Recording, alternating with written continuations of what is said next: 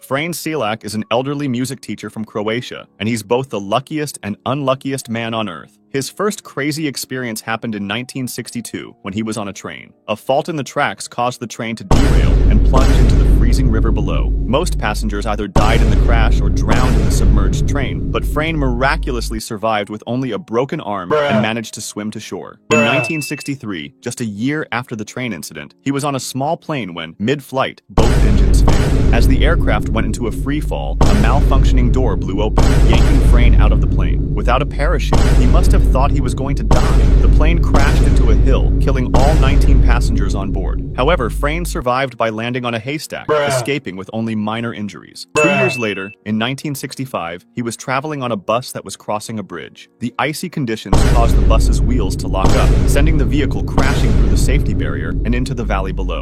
4 passengers lost their lives, yet Frane survived once again. After multiple accidents involving public transportation, he decided to rely on his own car, only to find that it wasn't any safer. In 1970, while driving, his engine suddenly burst into flames. Miraculously, he managed to jump out in time and survived. But this wasn't his only brush with fire. 3 years later, in 1973, while driving another car, the fuel pump ruptured, causing yet another fire. This time, the flames were blown directly toward him through the air vents. Despite suffering burns, he once again managed to escape. As if that weren't enough, in 1975, he survived being hit by a bus. Then, just a year later, he had another near-death experience when his car fell off a mountain road, plummeting 300 feet after a careless driver forced him off the road. The car exploded upon impact, but Frane managed to survive by jumping out of the vehicle's window mid-fall and landing on a tree. And by the way, he won the lottery in 2003.